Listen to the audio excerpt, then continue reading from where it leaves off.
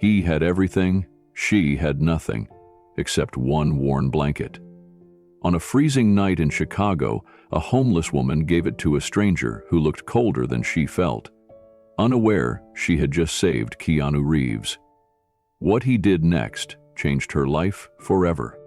Before we continue this incredible story, let us know where you're watching from. If you enjoy stories like this, subscribe to the channel, because tomorrow we have another inspiring story you won't want to miss. Snow fell in slow, heavy sheets as the streets of downtown Chicago emptied for the night. Streetlights flickered dimly through the flurries, casting a golden haze over the slush-covered sidewalks. Most people were tucked away in warm restaurants, cabs, or their homes. But not Keanu. He walked alone, head down, hood pulled tight, the aftertaste of champagne and formal conversation still lingering from the charity gala he'd just left. The limousine driver had offered to wait, but Keanu needed air. Silence. He hadn't expected the city to bite so cold. His gloved hands were tucked in his coat pockets, but the wind still clawed through the seams. He kept walking until he reached a bus stop with a cracked bench and a metal overhang that offered little protection from the elements. He sat anyway. Minutes passed. A gust of wind cut across the sidewalk, carrying the sharp scent of snow and city steam. Keanu shivered. His breath turned to mist. He hadn't planned to be out this long. Then came the soft sound of footsteps, slow, uneven, almost apologetic. He glanced up. A woman, mid-60s perhaps, with silver hair tucked under a knit cap, stood a few feet away. Her coat was too thin for the weather, patched in several places. A shopping cart rested near the curb, filled with bags and rolled blankets. She looked at him, just for a moment, but it wasn't recognition in her eyes. It was concern. "You okay?" she asked gently. Keanu nodded. "Just cold." Without a word, the woman reached into her cart, pulled out a thick wool blanket, worn but clean, and walked over to him. She draped it over his shoulders before he could react. "Here," she said. "You need it more than me." Keanu reached up to hand it back, caught off guard. "Ma'am, I can't take this." But she was already stepping back. "I've got layers," she said with a tired smile. "You don't." And then, before he could say another word, she turned and continued down the sidewalk, her cart squeaking softly behind her. Keanu sat frozen, not from the cold, but from the weight of her gesture. She had nothing but kindness, and she gave it freely, without knowing who he was. Not the movie star, not the millionaire, just a man who looked cold. He tightened the blanket around himself, eyes following her fading figure into the snow. He'd never felt smaller or more humbled. And he knew, even then, this wasn't the end of their story. The snow thickened as Keanu sat there, the warmth of the wool slowly seeping into his bones. But what stayed with him more than the warmth was the woman's eyes. Tired, but kind. She hadn't looked at him with pity, only empathy. A stranger in the night, offering something precious without hesitation. He stood up and looked down the block, but she had already disappeared into the snowy dark. He scanned the street, spotting only a couple of late taxis and a flickering street lamp. She was gone. Back at the hotel, Keanu entered quietly, still wrapped in the blanket. The staff didn't ask questions. They never did. But one bellhop gave a small nod, eyes catching the frayed fabric over Keanu's shoulder. Upstairs, in the solitude of his suite, Keanu laid the blanket across the couch. His suit jacket, still cold from outside, hung over a chair. But it wasn't the chill he felt anymore. It was something deeper. He didn't sleep much that night. Instead, he sat by the window, watching snow gather on the windowsill, thinking about her. Who was she? What was her story? Where would she sleep tonight? He searched online for local shelters, cross-referenced recent articles and directories, anything that might give him a clue. It didn't feel right to let her kindness go unanswered. Not when it had been so pure, so human. Morning light crept in, dull and gray. The city woke up in waves, cars honking, delivery trucks humming, the echo of heels on pavement. Keanu dressed simply, wearing a wool coat and black scarf. He tucked the blanket carefully into his bag. There was something about returning it that mattered more than just gratitude. It felt symbolic. He returned to the same spot by the bus stop, hoping she'd appear. Nothing. An hour passed. Then 2. He bought 2 coffees from a cart down the street, keeping one in hand just in case. Still, she didn't come.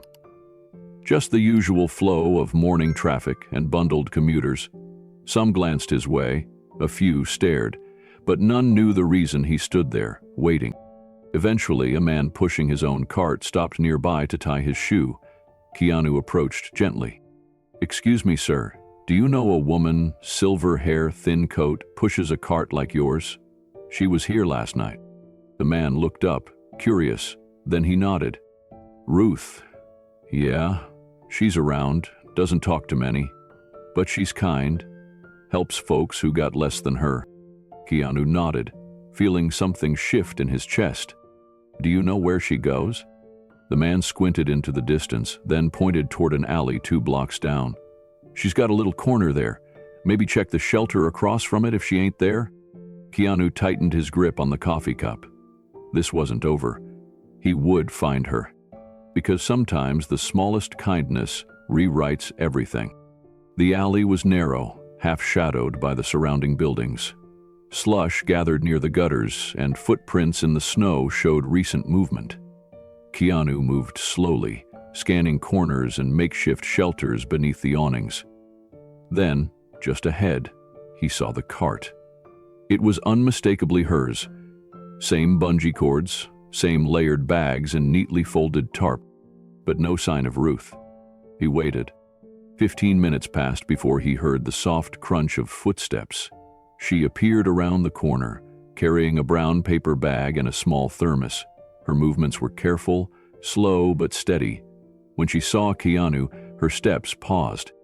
"You again," she said, eyes narrowing slightly with recognition. Keanu offered the untouched coffee in his hand. "Thought you might like this." Ruth looked at him, then the cup, then back again. She hesitated, but only for a second. "Thanks," she said, taking it with both hands and sitting down beside her cart. He sat too, not on the snow, but on a nearby crate. "I wanted to thank you for last night," he began. "That blanket, it meant more than I can explain." Ruth shrugged. "Didn't look like you had much. People walk by me all the time and pretend they don't see me. You looked real." Keanu smiled softly. "I'm just a man who got cold." Ruth chuckled under her breath. "Aren't we all?" They sat in silence, sipping coffee as the snow began to fall again in small, dry flakes. It wasn't until a few minutes later that Keanu spoke again. "What's your name?" "Ruth." "I'm Keanu." She looked sideways at him. "Like the actor?" He nodded once, sheepishly. Ruth stared at him a moment longer, then laughed. A light, broken laugh that warmed the air between them. "Well, I'll be damned. Guess I did all right then." Keanu's eyes softened. "You did more than all right." Ruth turned to face the street, sipping her coffee, her breath mixing with the morning air. "I used to be a nurse," she said finally. "Long time ago. Took care of people. I guess it's still in me, even when I've got nothing left." Keanu felt the ache behind her words. There was history there, loss, but also strength. And in that moment, he made a quiet decision. He wasn't just going to thank her. He was going to change everything. For Ruth, for the woman who gave her only blanket to a stranger in the snow. The night air in Chicago was ruthless, but Ruth had grown used to its bite. Beneath a crumbling overpass near an abandoned clinic, she arranged the few items she owned. A worn backpack, a half-empty thermos, and now a chill where her blanket used to be. But she didn't regret giving it away. The man looked colder than she felt, and sometimes, giving something away warmed her in places no blanket ever could. She tucked her knees to her chest, staring at the clinic's broken windows across the street. It used to be full of life. Years ago, she had worked there as a nurse. Efficient, respected, needed. She could still hear the quiet beep of machines, the shuffle of her shoes on linoleum, the thank you notes taped to the staff fridge. That was before James got sick. He was the kind of man who never asked for help, even as the pain grew unbearable. When his cancer diagnosis came, Ruth didn't think twice. She left her job to care for him full time. She thought they had time. She thought love would be enough. But time was cruel, and love didn't pay for chemo. When James died, the light went out of her eyes, and eventually the heat from her home. Medical bills swallowed her savings. Her license expired while she grieved. She tried to pick herself back up, but the world had moved on without her. Her daughter Rachel hadn't spoken to her since the day Ruth sold her car to pay for James's hospice bed. "You're always putting others before yourself," Rachel had said. The words a blade Ruth still couldn't pull out. It had been nearly 4 years. Ruth leaned her head back against the cold concrete. Sometimes she talked to James, not aloud, just in her mind.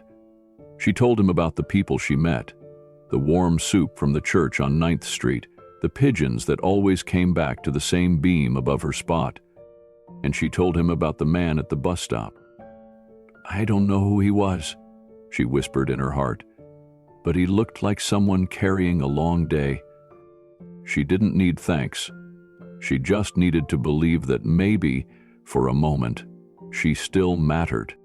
By morning, the city stirred around her. The clatter of a delivery truck, the hiss of steam from a nearby grate, the hurried rhythm of commuters, all sounds Ruth knew by heart. She rose slowly, her knees stiff from cold and time, and made her way to a nearby food pantry. It was Tuesday, and that meant coffee and a stale bagel if she got there early. She passed a mural on the side of the clinic, faded now, chipped by weather and years. It used to show a child planting a tree with the words, "Hope grows here." The irony wasn't lost on her. She had planted hope for years in the form of care, kindness, and long hours. But where had it all gone? The woman handing out food at the pantry didn't ask her name. Ruth preferred it that way. She kept to herself, grateful for what came, never complaining, never demanding. Her strength was quiet now, not in the way she used to lift patients or advocate for better care, but in surviving, in giving what little she could without expecting anything in return. That afternoon, she found a spot near the lake to rest. She sat on a bench, coat pulled tight, eyes on the water.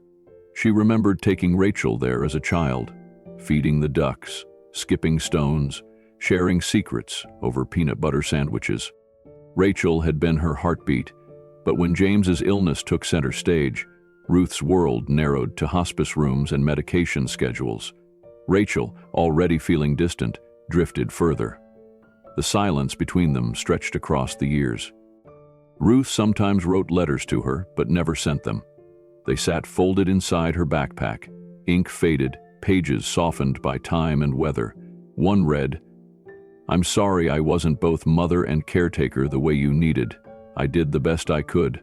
I hope someday you'll understand." Still, she didn't wallow in regret. She couldn't afford to. Every day was about small victories, finding a warm place, helping someone else, staying human. That night, she wrapped her coat tighter and lay on the cardboard she used as insulation beneath the overpass. Her stomach rumbled, but she'd eaten. She closed her eyes and whispered one more silent thought to James. "I gave our blanket away last night, and it felt like the right thing." She didn't know that her quiet act of kindness was about to ripple far beyond that frozen bus stop. The following day brought gray skies and biting wind. Ruth pulled her thin coat close and shuffled toward the public library. She wasn't allowed to sleep there, but she could warm up for a while. She liked the smell of books, even though she rarely touched them. It reminded her of a time when she used to read medical journals, when she kept a calendar filled with shifts, appointments, and dreams. Near the entrance, a child held the door open for her without a word. Ruth nodded gently. Even small kindnesses still touched her. She settled into a corner chair by the heater and dozed with her hands folded. In the quiet, her memories came as clearly as the sounds of turning pages around her. She remembered her last day in uniform, packing up her scrubs, hugging the other nurses, and promising she'd return soon. But she never did. After James passed, she couldn't bear to walk those halls again. Her identity, once stitched into her name badge, now lived only in her memories. Still, the habits remained. She noticed a child coughing across the room and instinctively reached into her bag for tissues. She offered them with a gentle smile. "Thank you," the mother whispered. "You're very kind." Ruth didn't reply. Her kindness was never about being noticed. It was about still being who she was, even when the world no longer saw her that way. That evening, as snow began to fall, she made her way back to her usual spot. As she passed an alley, she spotted a young man shivering in a t-shirt, clutching a shopping bag. He looked no older than 20. Without hesitation, she reached into her pack and pulled out her extra socks and a pair of hand warmers she'd been saving. "Here," she said, pressing them into his hand. "This weather doesn't care how young you are." He looked up, startled. "Are you sure?" She smiled softly. "You need it more than me." It was the same line she'd used 2 nights ago. That night, Ruth lay under the overpass without her socks, her hands cold, but her heart full. She didn't give to be remembered. She gave because it was all she had left to offer. 3 blocks away, someone else hadn't forgotten. Keanu stood across from the same bus stop, wrapped in a thick scarf, holding the wool blanket she'd given him. He had spent the last 24 hours asking local businesses, reviewing security footage, and speaking quietly to soup kitchen volunteers. He had learned her name, and by morning, he would begin the search to change her life. The next morning, Keanu Reeves stood at the same bus stop, bundled in a plain gray coat and scarf. No cameras, no entourage, just a quiet man waiting in silence. Snow crunched beneath his boots as he paced, scanning every corner of the block. The blanket Ruth had given him was neatly folded in his arms. It had been washed the night before, though part of him felt like that erased something sacred. Still, it was all he had to hold on to, a gesture too kind to be forgotten. He sat on the same bench where she'd first approached him and waited. Hours passed. Buses came and went. But Ruth didn't. He began asking around. The cafe owner across the street didn't recognize her description. The doorman at the apartment complex next door shook his head. "We get people wandering through, but none that match that exactly." Keanu wasn't discouraged. He'd seen the look in her eyes. That wasn't someone who appeared once and vanished. That was someone who walked through life giving, even when she had nothing left. He visited the nearest shelter that afternoon. The woman behind the desk raised her eyebrows when she saw him, but said nothing about who he was. "We don't track names unless someone checks in," she said. "Lots of women come and go." Keanu showed her a small sketch he'd drawn, his best attempt to capture Ruth's sharp cheekbones, wrapped scarf, and the slight curve in her back. The woman stared at it thoughtfully, then slowly shook her head. "I'm sorry, that doesn't ring a bell." He left behind a hot meal and a note scribbled on hotel stationery. "To the woman who gave warmth to a stranger. If you ever find this, thank you. Please come back." Then he returned the next morning, and the one after that. Each time he left a new note, a thermos of tea, fresh socks, a fleece scarf. No name, no request, just kindness. By the 4th day, the shelter volunteer handed him a post-it with a shaky smile. "You might want to talk to Jordan. He helps at the community kitchen a few blocks over. I think he knows who you're looking for."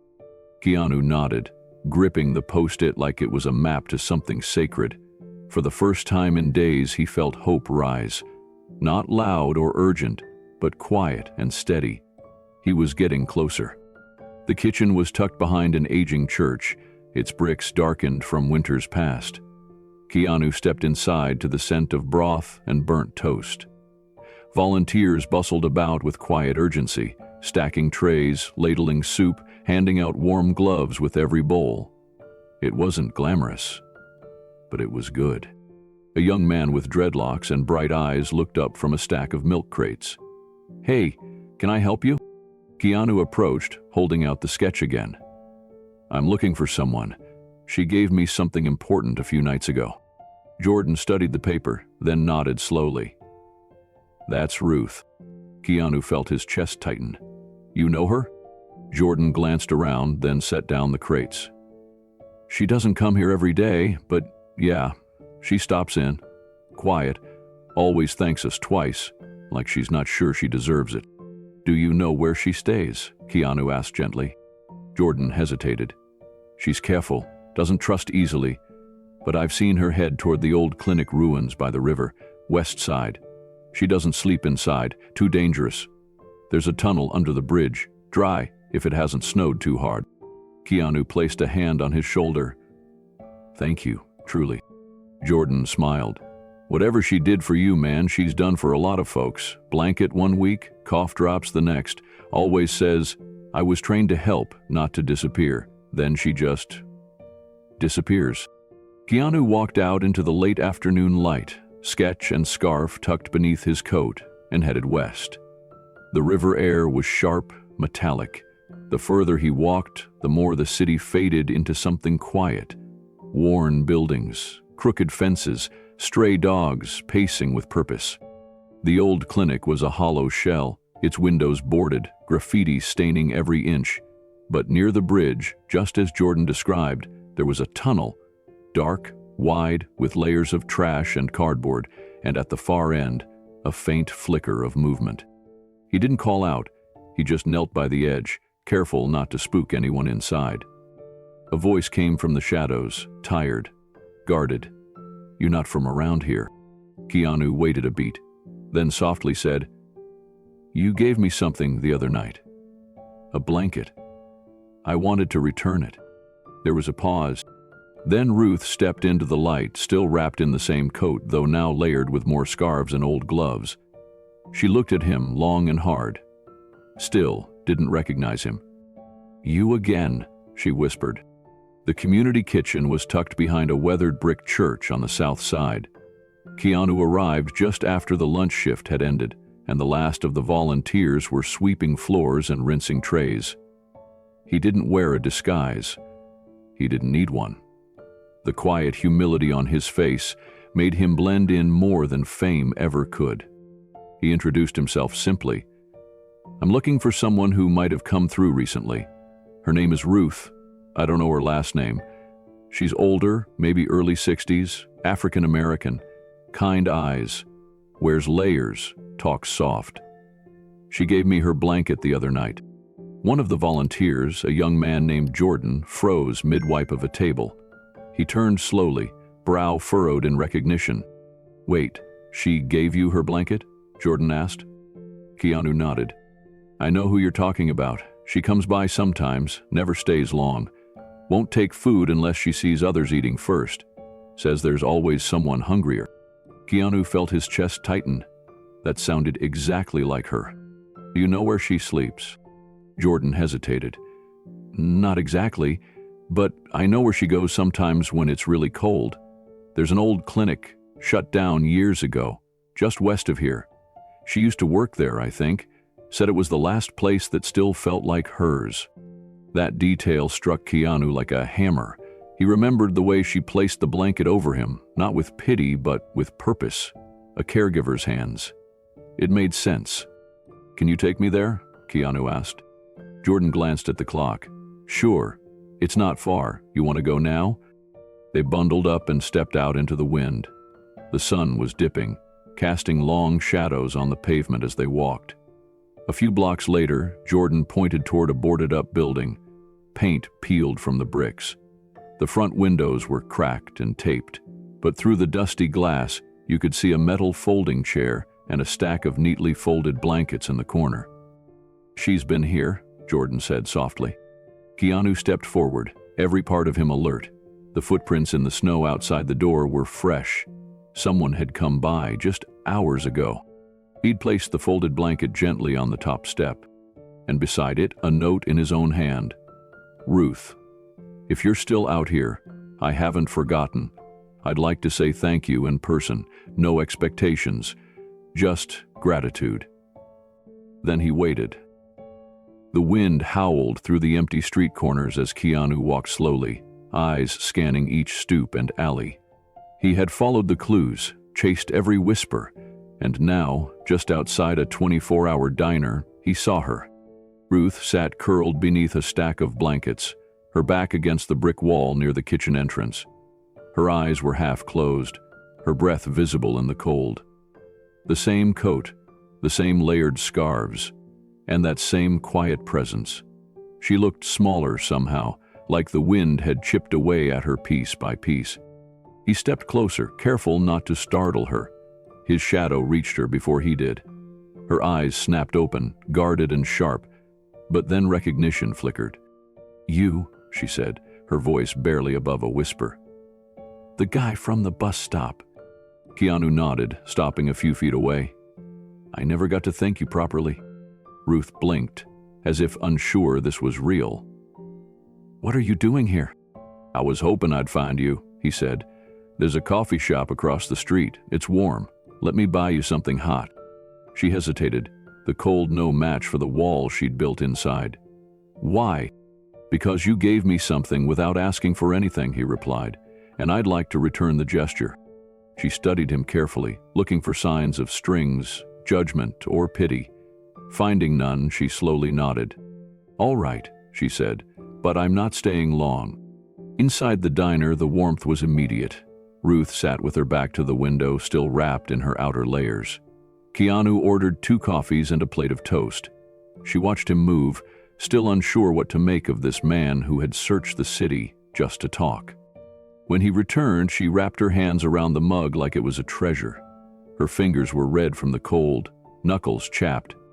"You don't have to do this," she said, staring into the steam. "People don't talk to folks like me unless they want something." "I don't want anything," Keanu said.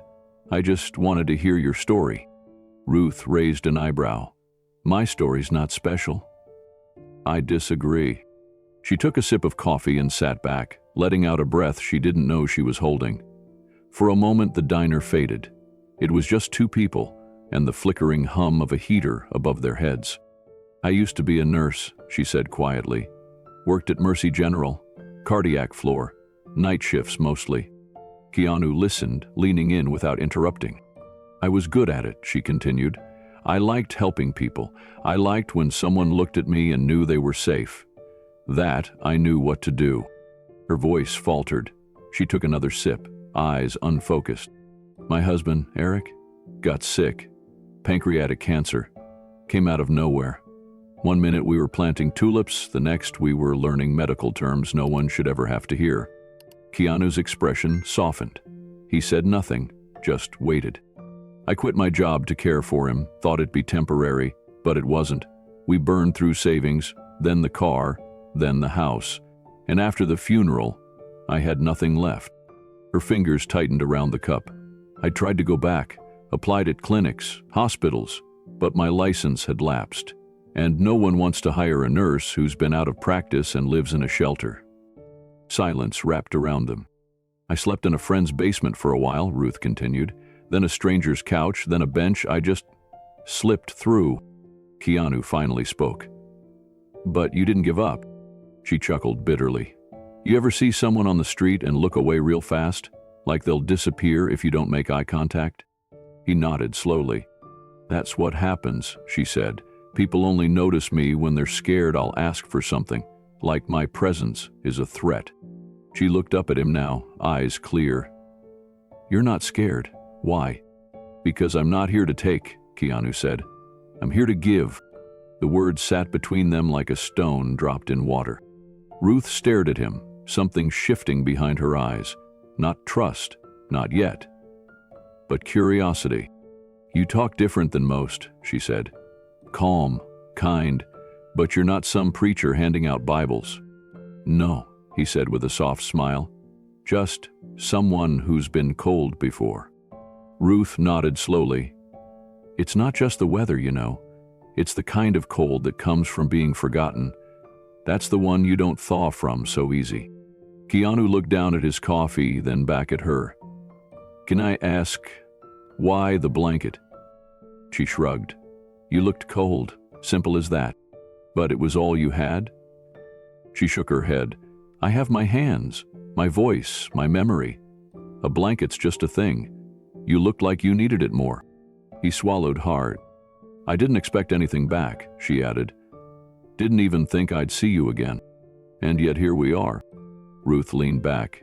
Well, it's not the worst conversation I've had in a diner.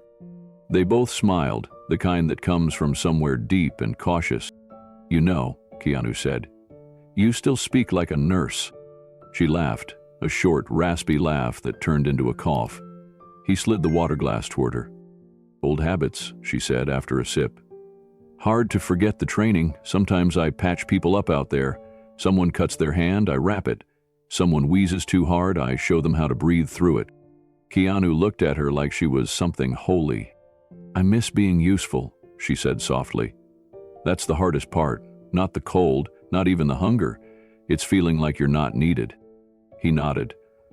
You're needed more than you know. Ruth blinked fast, and for a moment looked away. Keanu reached into his coat and pulled out the folded blanket. Her blanket. Clean. Still soft. He set it gently on the seat beside her. I washed it, he said, but it didn't feel right keeping it, not without saying thank you. Ruth stared at it, then at him. Most people would have just forgotten. Most people aren't you, he said, and you didn't deserve to be forgotten either. The air between them was warm now, heavy with something unspoken. Ruth reached out and touched the edge of the blanket. Her fingers trembled. I don't know your name, she said. Still don't. Let's just say, I'm someone who needed help, he replied. She nodded slowly, a tear slipping down her cheek before she brushed it away. Well, stranger, she said, thank you for reminding me I'm still someone. Keanu smiled. Thank you for reminding me the world still has people like you in it. They sat in silence again, watching people come and go, lives moving past the glass like shadows. But inside that booth, time felt different. Ruth broke the quiet. If I ever make it back to nursing, maybe I'll tell my patients about this. About the man who brought back my blanket just to say thank you. And I'll tell people about the woman who gave it away without knowing who I was. She looked at him, puzzled again. What do you mean? Keanu smiled, but said nothing. Ruth shook her head. You're strange. Maybe, he said, but I'm grateful. Outside, snow had begun to fall again. The wind still bit, but it no longer felt so sharp. Ruth stood, folding the blanket under her arm. She hesitated, then turned. Same time tomorrow? She asked, voice tentative. I'll be here, he replied. As she stepped outside, Keanu stayed in the booth, watching her disappear into the snowy night. A woman who had nothing, but still found a way to give everything. The next evening, Keanu returned to the diner. Ruth was already there, sitting at the same booth, blanket folded beside her, sipping a cup of coffee she hadn't ordered.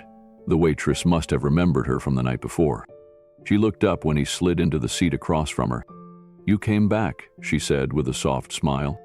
I said I would. She nodded, eyes tired but softer than yesterday.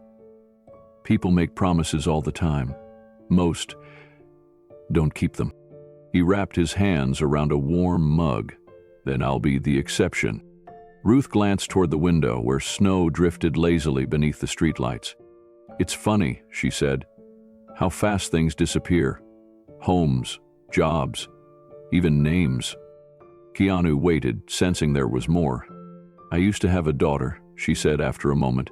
Her name's Lily. The name settled heavy in the air. Keanu didn't speak.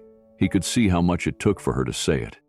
She was beautiful, smart, strong-willed, Ruth continued. The kind of girl who wouldn't take no for an answer. She wanted to be a teacher. Ruth traced a line down the side of her cup with her finger. She used to call me every Sunday, even when she went off to college, even when I was working nights at the hospital. Then Eric got sick.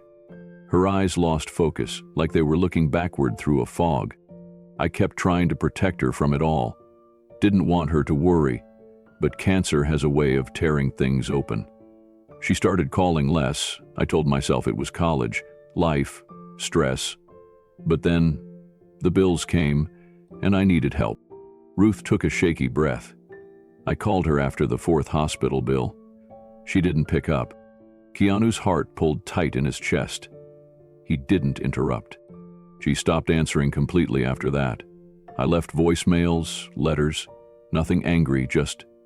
Her voice cracked, just updates, asking if she was okay, telling her I was still proud. She blinked quickly, trying to keep the tears at bay. I haven't heard her voice in 7 years. The silence that followed was thick with grief. Keanu reached across the table and gently rested his hand on hers. She didn't pull away. I don't blame her, Ruth whispered. I really don't. She was a kid when the world flipped. I made her grow up too fast. She probably felt helpless. Or abandoned. Keanu shook his head gently. You did what you had to do. You gave everything you could.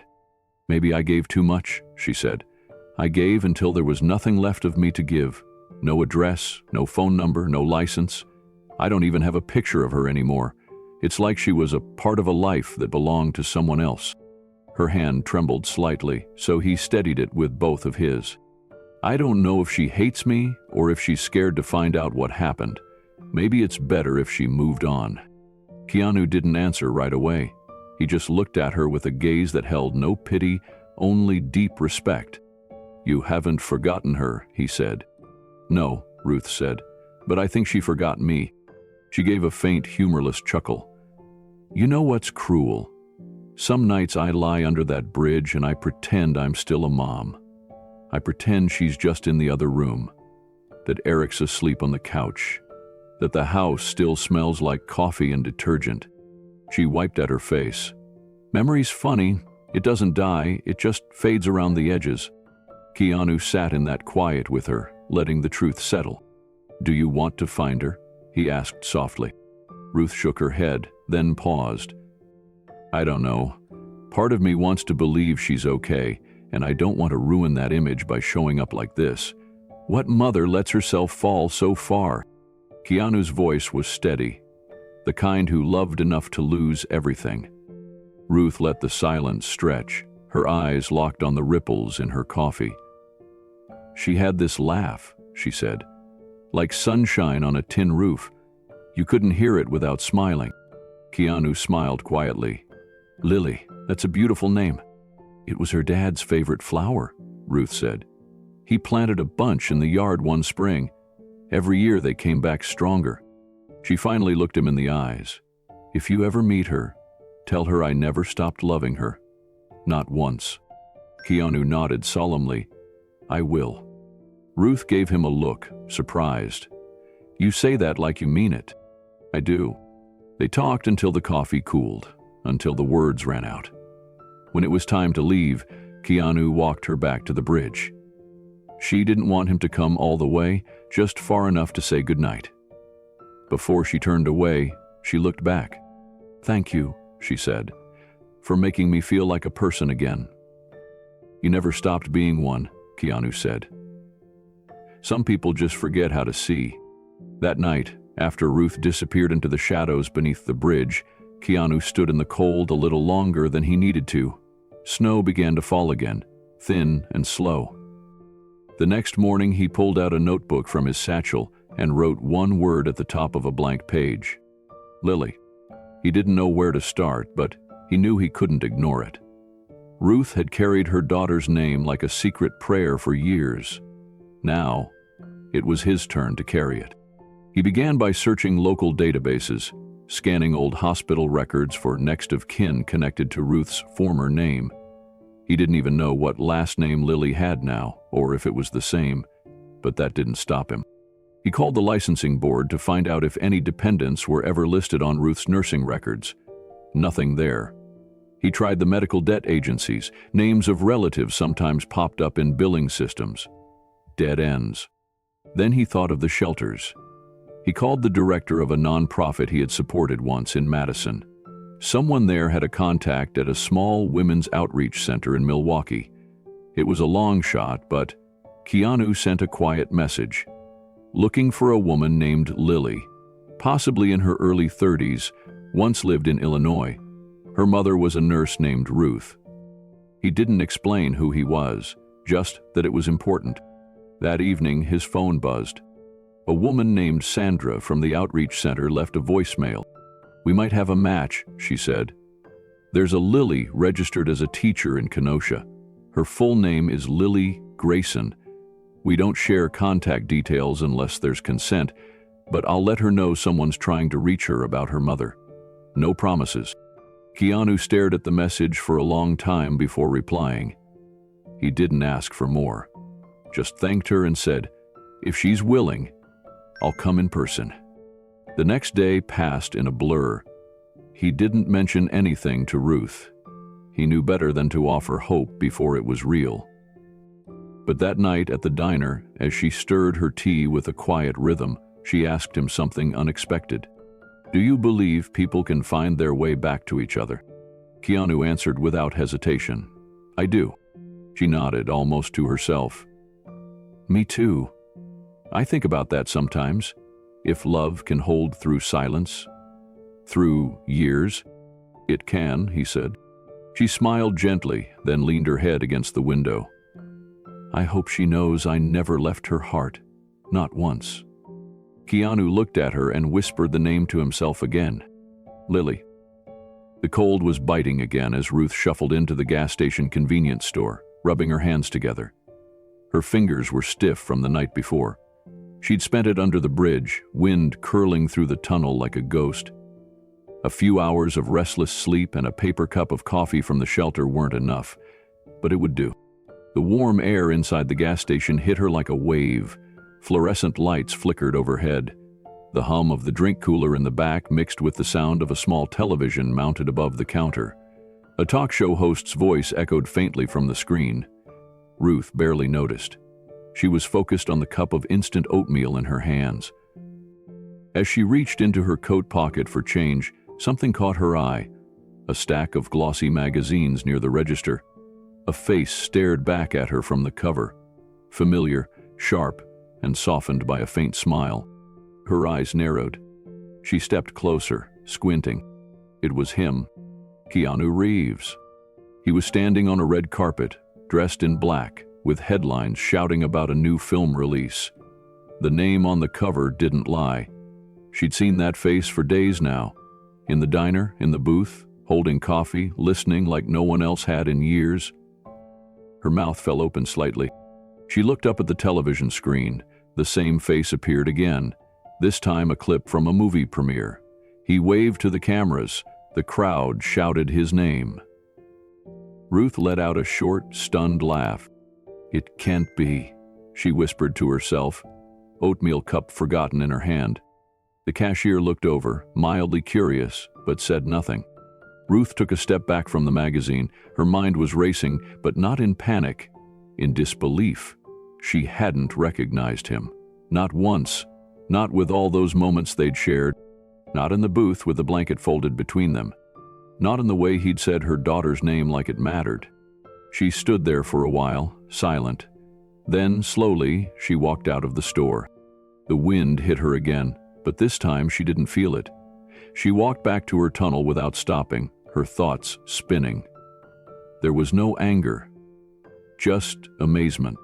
He hadn't told her. He hadn't used his name or title or the weight of his fame. He had just listened. That night, Ruth sat with the blanket on her lap, running her fingers along the edges. She thought about all the words they'd exchanged, the silences, the steady look in his eyes that never once made her feel like a burden. He had known who he was, but he hadn't let that define what he gave. She folded the blanket carefully, the way she used to fold bed sheets at the hospital, precision and care. Then she found a plastic bag, one that had held donated gloves from the shelter the week before. She slid the blanket inside and sealed it gently. Next came the note. She pulled a pen from her bag, a pen she had guarded through winter, something to write prayers or sketches or reminders to herself. On the back of an old envelope, she wrote the words, slowly, clearly.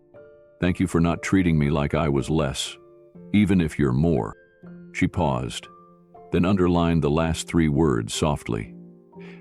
The next morning, Keanu arrived at the diner again. Same booth, same order, but Ruth wasn't there. He waited nearly an hour before stepping outside. The wind whipped around him, colder than usual. Something in his chest stirred with unease. He turned toward the alley behind the diner, thinking maybe she had just been delayed. Then he saw it. On the doorstep of the kitchen entrance, propped gently against the wall, was the plastic bag. Inside, the blanket. On top of it, the envelope. He knelt down slowly, picking it up with care. When he read the message, his breath caught in his throat. He pressed the note to his chest, eyes closed for a long moment. She knew. She had figured it out. Somehow. And yet, she hadn't disappeared. She hadn't lashed out. She hadn't demanded anything. She had returned the one thing she still had, a symbol of warmth, of dignity. He walked a few blocks before sitting down on a park bench, holding the blanket in his lap. That night, he didn't go to the hotel. He went to the tunnel. Ruth was there, sitting with her back against the far wall, arms wrapped around her knees. When she saw him, she didn't flinch. "I figured you'd show up," she said. Keanu approached slowly, setting the bag on the ground beside her. "I wasn't hiding it," he said. "I just didn't want it to change how we talked." She nodded. "It didn't." He sat down beside her. "You know," Ruth said after a pause, "I've seen your face 100 times, on magazines, movies, TV screens, in waiting rooms. Never once imagined I'd share a coffee with you in a diner." Keanu gave a faint smile. "And now that you have? You're quieter than I expected," she said. "More thoughtful, less polished." "In a good way." He looked at her. "You're everything I expected. Strong, kind, real." She laughed softly. That's a new one." They sat in silence for a while. The city rumbled faintly above them, but down here, it was quiet. "I kept the blanket," Keanu said. "You didn't have to give it back." Ruth looked away. "I needed to." "Why?" "Because now I know who you are," she said, "and I didn't want you thinking I was trying to keep it because of that. I gave it to someone who was cold." "That's it." He nodded slowly. "But also," she added, "I realized something. That blanket was my last possession, my safety, my comfort, and I gave it to a stranger. That meant I still had something to give. And if I still have something to give, then maybe I'm not done yet." Keanu turned to her, eyes soft. "You're not done, not even close." Ruth rested her head against the wall. "It felt good, you know, knowing I helped someone. Even if you turned out to be famous. You helped someone long before that," he said. "You helped a man who was tired, who needed to be reminded what kindness looked like." She smiled faintly. "Then I guess we're even." He looked at her gently. "No, I still owe you." "You don't owe me anything," she said. But Keanu knew better. He owed her more than he could say, not in dollars or recognition, but in a truth he hadn't spoken aloud until now. "You reminded me who I want to be," he said. She looked at him for a long time, then said, "Then maybe that's enough." They sat until the cold crept through their clothes again. Before he left, he handed her a small thermos. "Hot cocoa," he said, "from the same diner." Ruth took it with a grin. "That's rich people kindness." "No," he said, "that's friend kindness." She gave him a nod.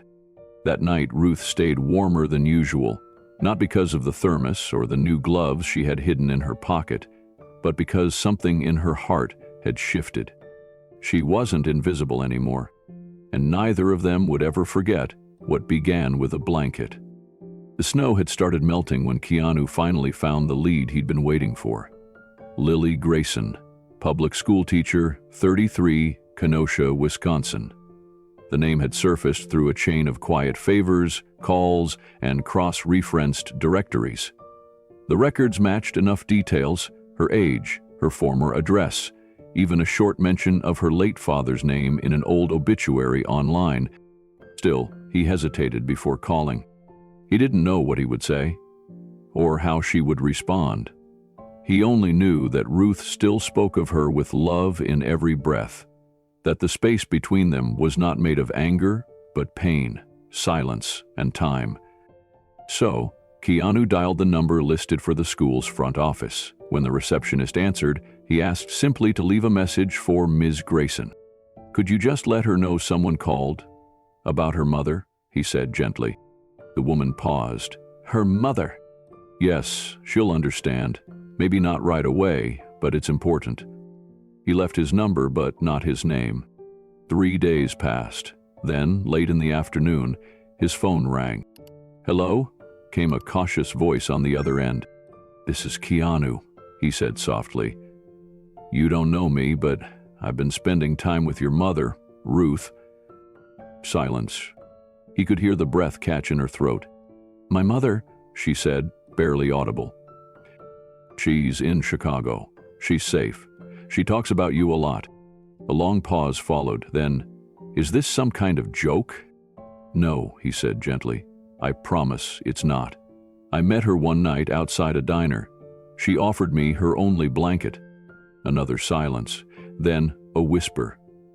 "That sounds like her." Keanu smiled faintly. "She didn't tell me her full story right away. It took time. But when she did, she spoke your name like it was still the most sacred word in her life." Lily was quiet again. He waited, not rushing her. "She's alive," Lily finally said. I didn't know. I thought she might." "She's alive," he repeated. "And she never stopped thinking about you." There was a shudder on the other end of the line, a breath being held too long, now breaking. "Would you be willing to meet?" he asked. "I can come to you." "We don't have to tell her yet. I just think there are some things worth healing." She didn't respond right away, but after a long moment she whispered, "Okay." Keanu drove to Wisconsin the next day. The school building was modest, red brick with wide windows. Students filtered out through the front doors, laughing and shoving backpacks over shoulders. Keanu stood under a bare tree, watching, waiting. When Lily finally stepped outside, he recognized her immediately. She had Ruth's eyes, dark, thoughtful, filled with something deep and quiet. She spotted him standing near the sidewalk. Her steps slowed. She didn't wave. He walked toward her slowly, hands in his coat pockets. "Thank you for coming," he said. "I almost didn't," she replied. "I wouldn't have blamed you." She nodded, looking past him toward the parking lot. "How is she?" "She's tired, stronger than anyone gives her credit for. Still looks for ways to help others even when she has nothing left." Lily's eyes filled. "That sounds like her too." They walked to a nearby bench and sat in the winter sunlight. Keanu let the quiet stretch before he spoke again. "She told me you stopped calling after your dad got sick." Lily looked down at her hands.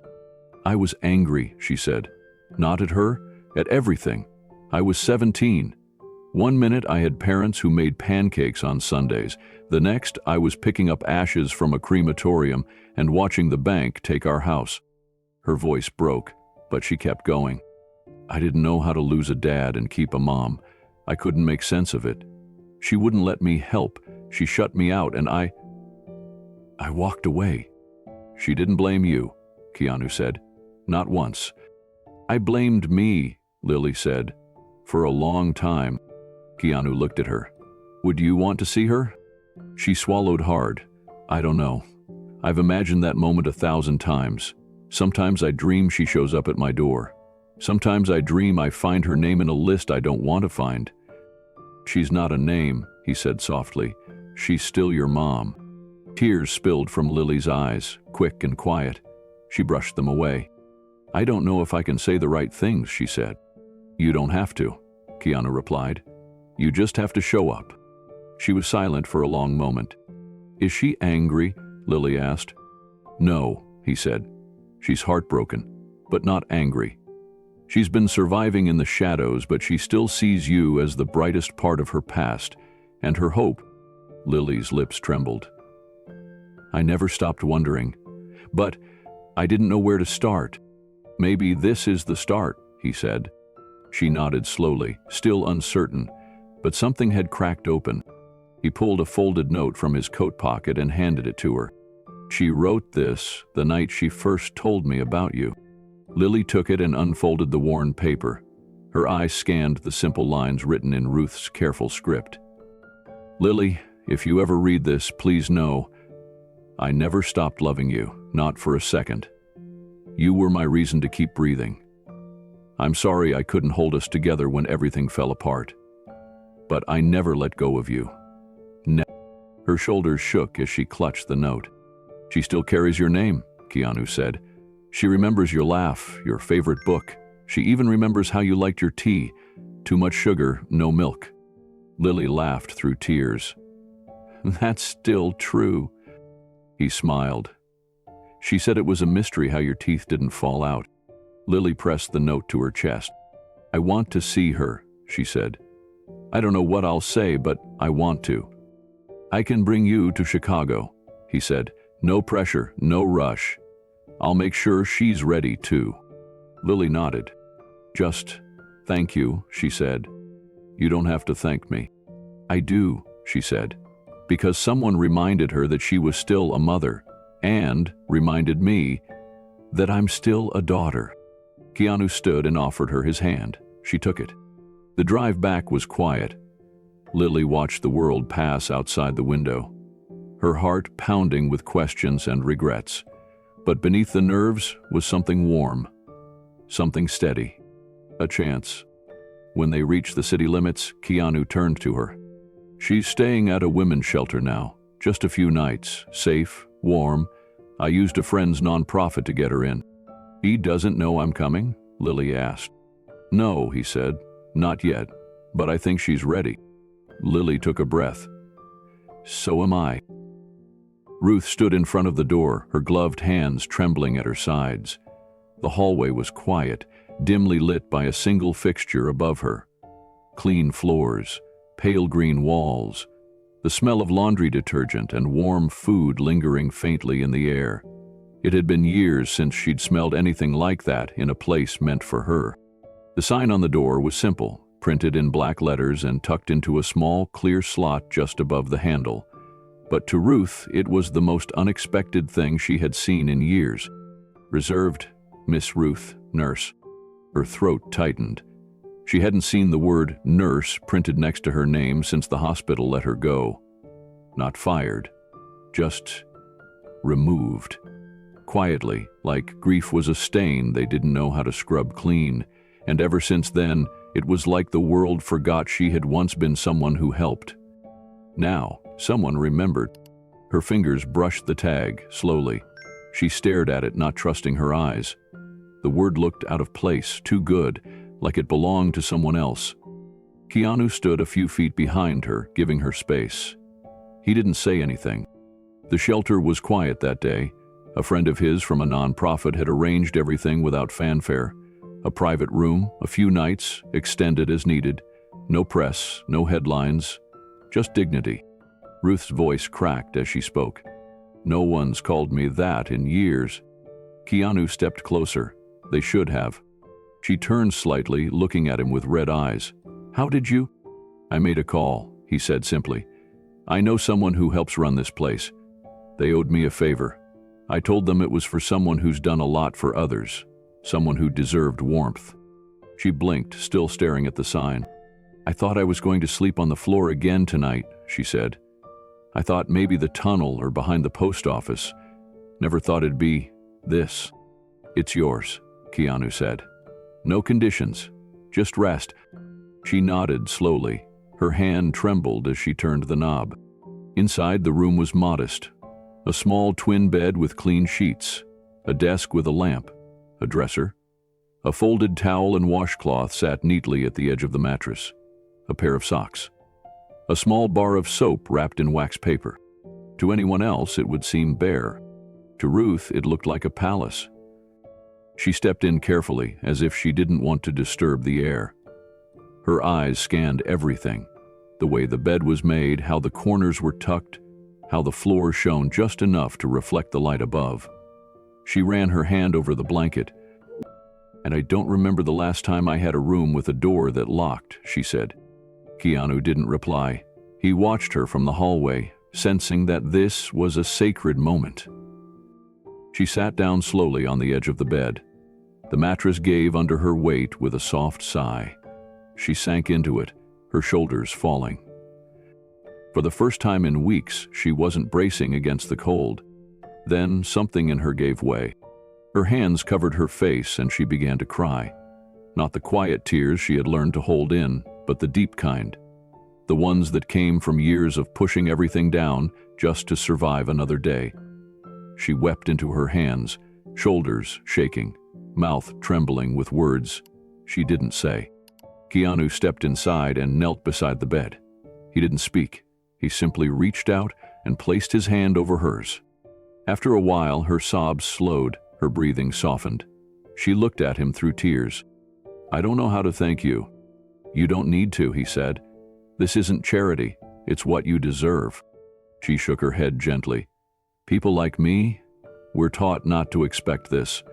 We're just told to keep going, keep scraping, keep surviving." He nodded. "And I'm telling you now, you're allowed to rest." She wiped her face, laughing through tears. "I feel like I'm dreaming. If I wake up under that bridge again, I might scream." "This is real," he said. "The warmth, the door, your name." She looked toward the sign again and smiled. "Miss Ruth Nurse, that almost feels like another life." "It's still part of you," he said. "It never stopped being true." She leaned back against the wall, breathing deep. "Why are you doing this?" she asked. "Really?" He looked at her for a long moment. "Because the night you gave me your blanket, you reminded me what kindness looks like when it costs something. That kind of love, that kind of courage, it deserves to be honored." She nodded slowly, pressing her palms together. "Most people would have walked right by." "I almost did," he admitted. "But something stopped me." She tilted her head. "What?" "The look in your eyes. You didn't pity me. You saw me. That's rare." She smiled faintly. "You looked like you needed something." "I did," he said. "And you gave it, without knowing who I was." She looked away. "I don't care who you are. I mean, I do now. I've seen the magazines, the TV." Keanu chuckled softly. "But what mattered," she continued, "was that you sat with me. You listened. You didn't make me feel like I was begging just by existing." He stood up and adjusted the blanket on the bed. "I'll be back tomorrow, if you want company." She nodded. "I'd like that." He turned to leave, then paused at the door. "Ruth?" She looked up. "Don't forget what the sign says. You're still her, Ms. Ruth, nurse." She smiled, the kind that came from somewhere deeper than pride, the kind that was about being seen, being remembered. After he left, she lay down slowly on the bed. She stared at the ceiling for a long time, then closed her eyes. And for the first time in what felt like forever, she slept without fear. The next morning, the staff brought her a tray of breakfast, scrambled eggs, toast, and tea. Ruth sat at the desk and ate quietly, savoring each bite. She used the towel to clean up afterward, then washed her face in the sink. She brushed her hair with a donated comb and looked at her reflection in the small mirror above the dresser. The woman staring back looked older than she remembered, but something about her posture was different. She looked less faded, less erased. She looked like someone finding her way back. When Keanu returned that afternoon, he brought fresh socks, a small journal, and a pen. "I thought you might want to write again," he said. Ruth took the journal with reverence. She flipped through the pages and smiled. "Blank paper. That's dangerous." He grinned. "Or hopeful." She opened to the first page and began to write. Later, she would describe the room in a single sentence. "This was the place where I remembered who I was before the world got too heavy." And just outside her door, the sign would remain, not because she needed a reminder, but because the world did. Ruth sat at the edge of her bed, staring at the note in her hand. "Dinner tonight at 6. Dress however makes you feel comfortable. You're the guest of honor." She looked over at the folded blouse and scarf lying across the dresser. They weren't hers. Someone at the shelter had lent them, but they were clean, soft, and simple. For a long time, Ruth hadn't seen the point in preparing for anything. Tonight felt different. It wasn't just the dinner. It was the invitation, the thought behind it. At exactly 5:45, she stepped out of her room. Keanu was waiting outside, dressed simply in dark jeans and a collared shirt. He smiled as she approached. "You look incredible," he said. Ruth chuckled. "That's a stretch." "No," he said. "That's truth." They walked in silence for a few minutes through the city streets. The wind was softer now. Winter was still clinging to the edges of the sidewalk, but something about the air felt lighter. Keanu led her to a quiet brownstone nestled between a bakery and a bookstore. Inside, the air smelled like rosemary and garlic. Warm light glowed from the dining room beyond the small entryway. "Whose place is this?" she asked softly. "A friend," he said. "Someone who believes in second chances." She nodded slowly, unsure, nervous. Keanu helped her out of her coat. "Just dinner. No speeches, no cameras. Just food and people who care." She took a deep breath, then stepped inside. The table was already set. Candles flickered gently in the center, surrounded by mismatched plates and cloth napkins folded into soft triangles.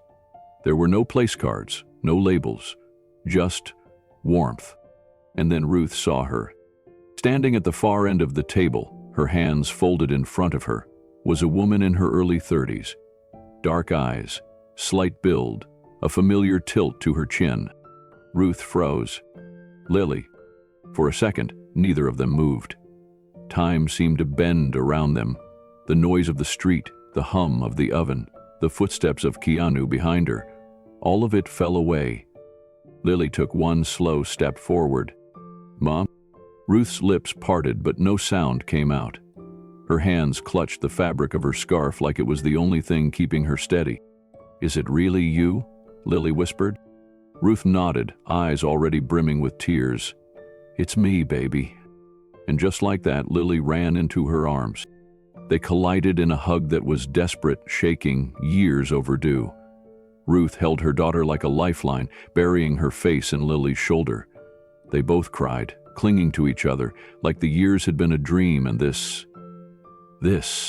was finally waking up. Lily pulled back just enough to see her mother's face. "I'm so sorry," she whispered. Ruth shook her head, pressing her forehead against her daughter's. No, sweetheart. You don't owe me anything." "But I left." "You were a child," Ruth said gently. "You were scared, and I didn't know how to show you the way. That wasn't your fault." Lily sobbed harder. "I thought I lost you." "I thought I lost you too," Ruth whispered, "but I never stopped hoping." They stood like that for a while, just holding each other in the middle of a room that had been waiting for this moment. When they finally sat down, Lily reached across the table and held Ruth's hand. "I read your note," she said, "the one he gave me." Ruth glanced toward the kitchen. "He's something, isn't he?" "His," Lily said, "but tonight's not about him. It's about you." Ruth wiped her eyes and tried to laugh. "I don't know what to say." "You don't have to say anything," Lily said. "We can just eat." The meal was simple but comforting. Roast chicken, steamed carrots, potatoes seasoned with rosemary and thyme. Warm bread in a basket lined with a cloth napkin. Everything smelled like home, like years ago, when Sunday dinners were sacred and nothing felt broken. They ate slowly, talking in between bites. Lily told Ruth about her life, her teaching job, the little apartment by the lake, her garden of potted herbs. Ruth listened like every word was a gift. She asked about Lily's students, her favorite subjects, whether she still drew comics in the margins of her notebooks. Lily laughed. "You remember that?" "Of course I do," Ruth said. "You used to turn math homework into superhero missions." Keanu stayed in the kitchen, leaning against the counter, listening. He didn't want to interrupt. He just wanted to witness it. The way a mother and daughter rediscovered each other across a table they never thought they'd share again. At one point, Lily asked, "Are you okay now?" Ruth hesitated, then nodded. "I'm better than I've been in a long time. Do you have a place to stay?" "For now," Ruth said. "Someone made sure of that." Lily looked toward the kitchen. "That someone seems to care a lot." Ruth smiled. "He does. But he also lets me be me. No conditions, no expectations. Just respect." Lily's eyes shimmered again. "You deserve that." Ruth reached across the table, gently brushing a strand of hair behind her daughter's ear. "You were my reason for surviving the worst of it. Every night I thought of you, even when it hurt, especially then." Lily pressed her forehead against Ruth's hand. "I want to make up for lost time." Ruth shook her head. "There's nothing to make up. We start from here." A few minutes later, Keanu stepped out quietly, plate in hand, setting it gently on the counter. Neither of them noticed.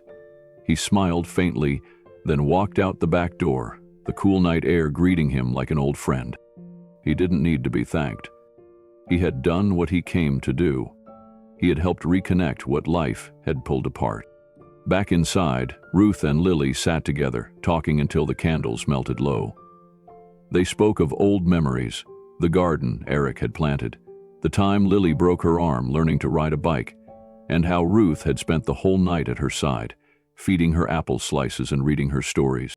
They talked about forgiveness, about how silence isn't the same as forgetting, and how sometimes love waits in the quietest corners. At one point, Lily looked around and asked, "Where'd he go?" Ruth smiled. "He does that. He shows up when you need him, then disappears when you're okay. Like a guardian angel?" "Maybe," Ruth said. "Or maybe just a man who still believes people are worth showing up for." Later that night, Ruth lay in her room at the shelter, her heart still full from the dinner table. She opened the journal Keanu had given her and wrote 4 words on the first page. "I found my daughter," and beneath it, in smaller letters, "and she found me."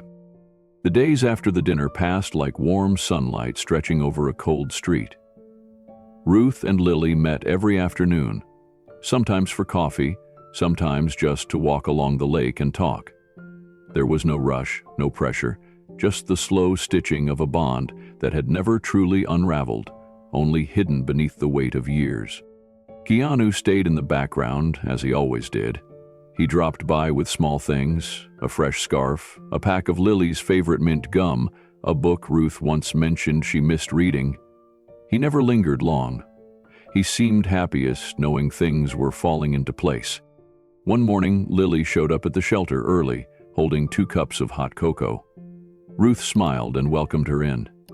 They sat on the edge of the bed, sharing quiet sips as the city hummed beyond the window. "I brought something," Lily said, reaching into her coat. She pulled out her phone and turned the screen toward Ruth. It was a photo of Keanu standing on a red carpet, dressed in a tailored black suit, hands in his pockets, a faint smile on his face. Behind him, photographers snapped pictures, and his name appeared in bold letters beneath the headline. "Keanu Reeves makes surprise appearance at Children's Cancer Benefit." Ruth leaned in, squinting at the image. "That's him," she said, surprised. Wait." Her eyes darted from the screen to Lily, then back again. "That's him?" Lily nodded slowly, gauging her reaction. Ruth blinked several times, her breath caught. Then, after a long pause, she let out a quiet, stunned laugh. "I gave my own blanket to Keanu Reeves?" Lily smiled. "Looks like it." Ruth leaned back, staring at the ceiling. "Well, that's something." Then she started laughing harder, deep, breathless from her gut. She wiped her eyes as they watered. "I didn't give it to a movie star," she said, shaking her head. "I gave it to a man who looked cold." "That's exactly what you said that night, isn't it?" Lily asked softly. Ruth nodded. "And I meant it." She reached out for the cup in her hand, taking a slow sip as her laughter faded into quiet reflection. "You know, he never said a word," Ruth whispered. "Not once, not a hint." Lily rested her hand on her mother's arm. "He didn't want that to change the way you saw him." "I wouldn't have," Ruth said, but it would have changed the way he thought I saw him. They sat in thoughtful silence for a while. Outside the window, a bird hopped along the frozen branch of a tree, its feathers puffed against the cold. "He's famous," Ruth said slowly, "but he never acted like it.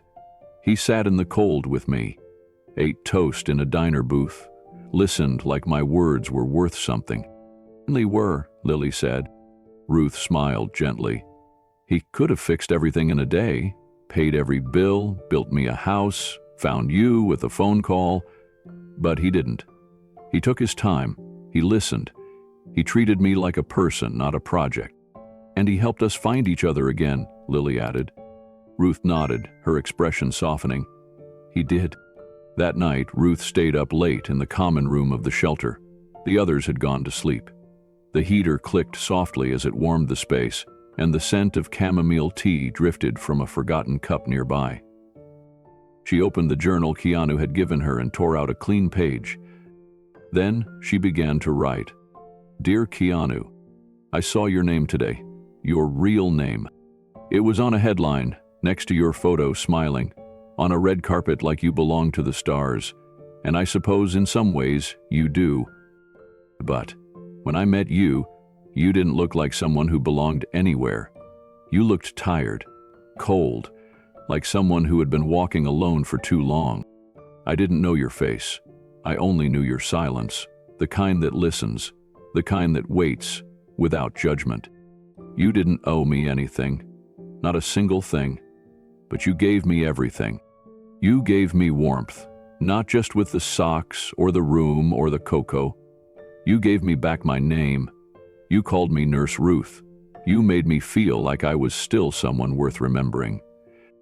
And more than that, you gave me my daughter. I will never be able to repay that. I don't want to. Some things are too sacred to balance with favors.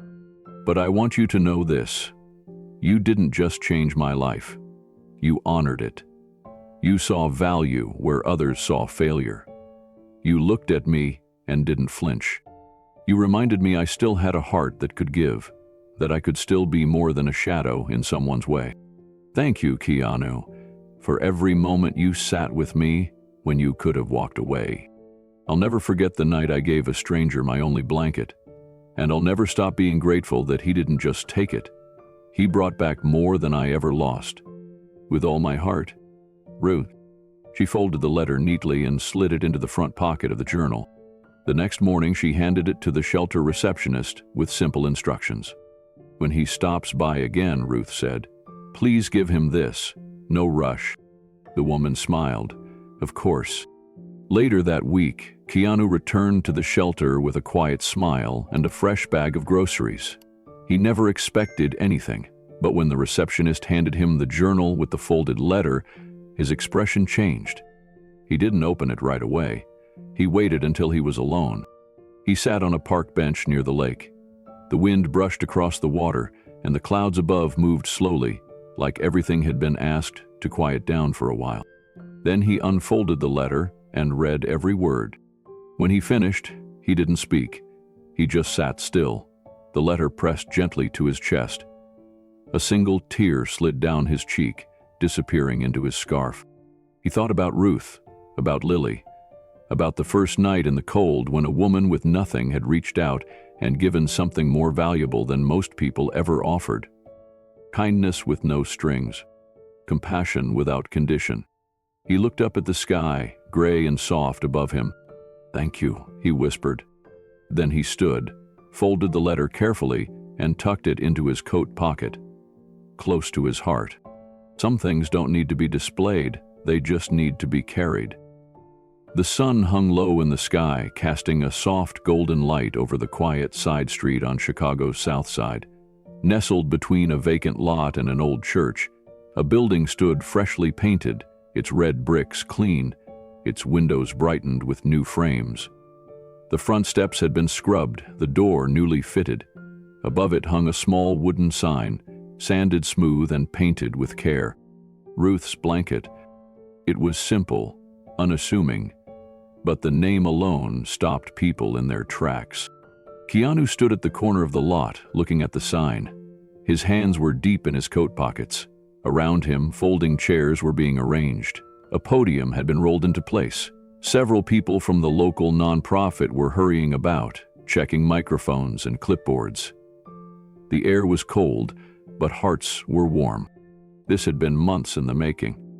After Ruth had handed him that blanket and returned it with that simple note, something had shifted in him. He couldn't just let it go. He didn't want to repay her with a headline or a favor. He wanted to honor the gesture, to build something that would carry the spirit of her kindness forward. He had quietly approached a local foundation he had supported in the past.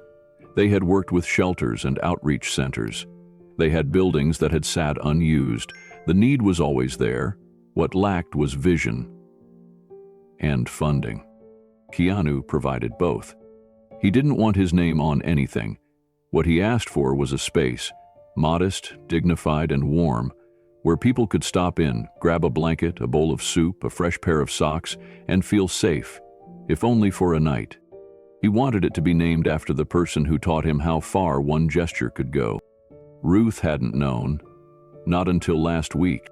She had been volunteering again, handing out water, bandaging hands, warming soup. When Keanu pulled her aside, "There's something I'd like you to see," he'd said. She had followed him in silence to the site. It was still under renovation then, the walls half painted, the furniture still wrapped in plastic, but the sign had already been carved. Ruth had stood beneath it, mouth parted slightly. "Ruth's blanket?" she whispered. Keanu looked at her. "That moment changed everything for me. And I think it'll change more for others too." Now, standing near the ribbon, Ruth was dressed in a navy coat, borrowed from Lily, and wearing a simple pair of boots. Her hair was pulled back. She looked calm, but inside she was still trying to understand how this had all come to be. A few volunteers handed out cups of hot cider. The folding chairs slowly filled. City workers, neighborhood families, people from the shelter, church members, and those who simply needed warmth. Many had come to see what was being built in their backyard. At noon sharp, a woman from the foundation stepped up to the podium. "Thank you all for coming," she began. "Today we open not just a shelter, but a story of compassion that began not in a boardroom or on the front page of a newspaper, but in the streets, in the cold, in a moment between two strangers." She smiled at Ruth. "We are proud to open the doors of Ruth's blanket, a warm drop-in space for anyone in need, and even prouder to introduce someone who has inspired us all." The woman gestured toward Ruth. "Ma's Ruth, one of our founders." There was light applause, a few cheers. Ruth's eyes widened. "Founder." She stepped forward slowly, one foot in front of the other, her breath shaking in the cold air.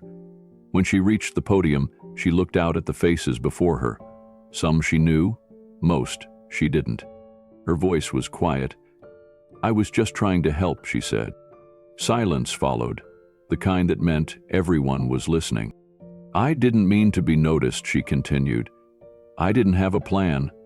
I just saw someone who looked colder than me, and I gave what I had." She looked down at her hands, then back at the crowd. "I never imagined that moment would turn into this. I never thought my name would be on a building. But maybe that's the point. Maybe it's not about who you are. Maybe it's just about what you do." There were murmurs of agreement, some nodding. "I want people to come here and feel what I felt the day someone remembered I was still a person. I want this place to be a reminder that no act of kindness is too small. A blanket can be more than fabric. It can be dignity. It can be hope." She looked over at Keanu, who stood in the background. "Some people give without asking for thanks. Some people remind you who you are without ever raising their voice.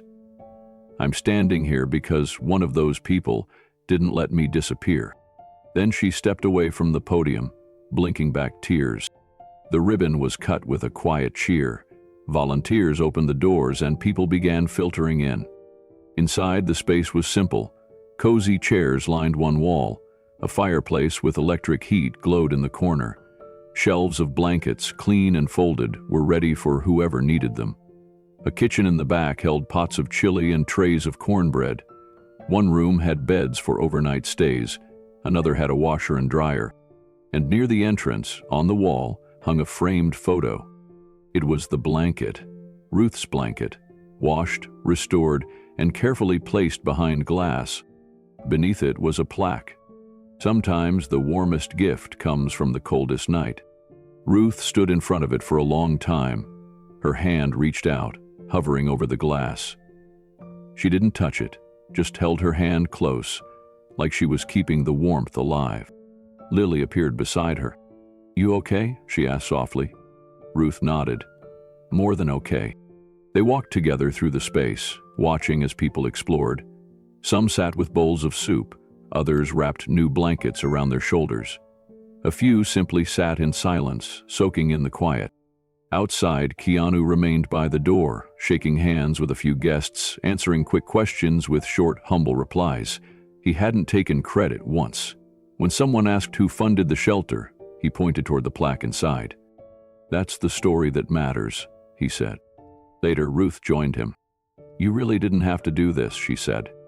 "I know," he said, "but I couldn't not do it." She looked at him for a moment. "You know, I don't care about the sign or the title. I know, but I care about what it means. It means someone like you showed the world what kindness really looks like," he said. "And now, that kindness has a door and 4 walls." She smiled. "I still don't know how to repay you." "You already did." They stood in the doorway together, watching as more guests arrived. A mother with 2 children, an older man with a cane, a teenager with a worn hoodie and tired eyes. All were welcomed. All were seen. And as the sun dipped behind the buildings, casting long shadows over the sidewalk, Ruth whispered to herself again, "I was just trying to help." And now, help had a name. Ruth stepped into the back room of Ruth's blanket just after sunrise. The building was quiet, still humming from the warmth left behind by last night's guests. The smell of coffee lingered faintly in the air, and soft light filtered in through the high windows. She placed her bag on the counter and rolled up her sleeves. Her hands moved with purpose now, not from habit, but from healing. The name badge clipped to her sweater simply read, "Ruth, volunteer nurse." For the first time in years, the word nurse didn't feel like a memory. It felt like her. Her morning started with checking supplies, bandages, ointment, alcohol wipes, clean gloves. Then she made her way to the kitchen, tying an apron over her clothes and stirring the first pot of soup for the day. She liked the quiet rhythm of it, the chopping, the pouring, the stirring. She said good morning to each guest with a smile, learning names one day at a time. Some offered quiet nods. Others gave her long looks, as if they couldn't believe someone like her was still here every day. But Ruth didn't just come back. She belonged. In the afternoons, she ran a small first aid station at the back of the shelter. People came in with blisters, scrapes, swollen joints from cold nights on concrete. She worked carefully, gently, her hands steady even when her voice was quiet. "You've done this before," one man said as she wrapped his ankle. "I have," she replied, "long time ago." He looked at her, surprised. "You've still got the touch." She smiled softly. "Muscle memory."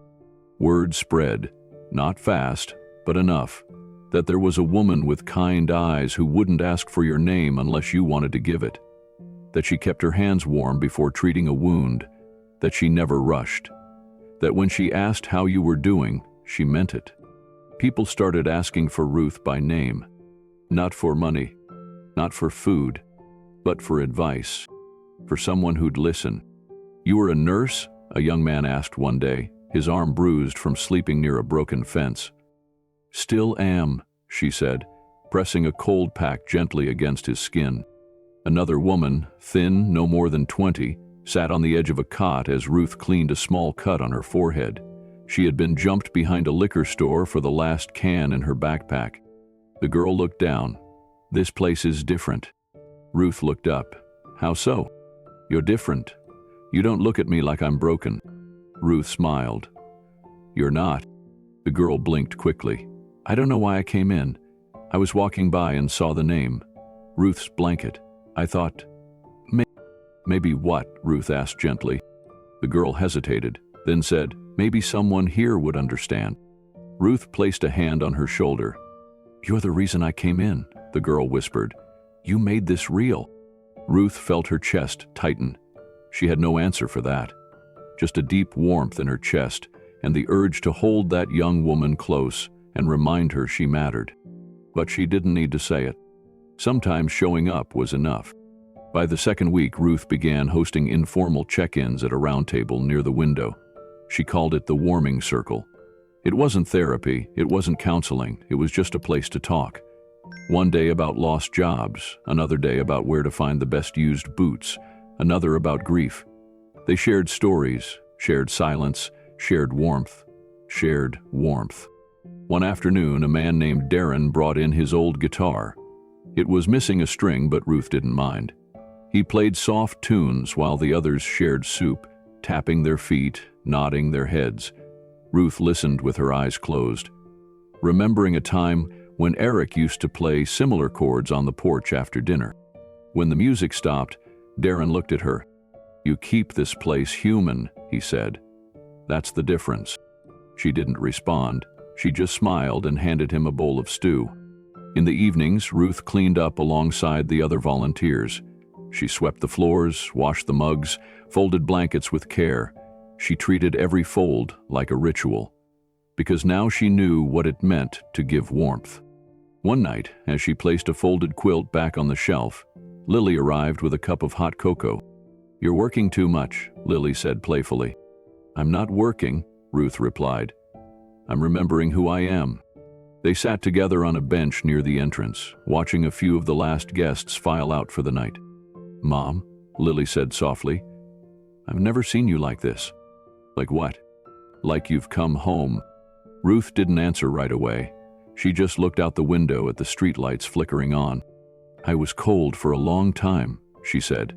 Not just outside, inside. I forgot what it felt like to be useful, to be seen. Now, I feel warm again. You make other people feel that way too. Ruth looked down at her hands. I never wanted recognition. You didn't ask for it, Lily said, but you've earned it.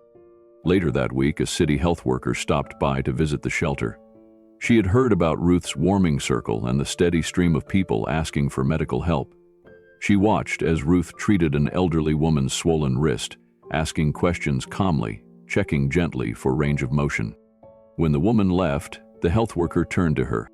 You still have your license? Ruth hesitated. It lapsed years ago.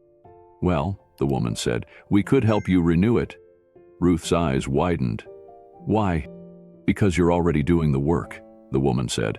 And we need people like you, not just in here, out there too. That night, Ruth sat with the application form in her lap. It wasn't just paper.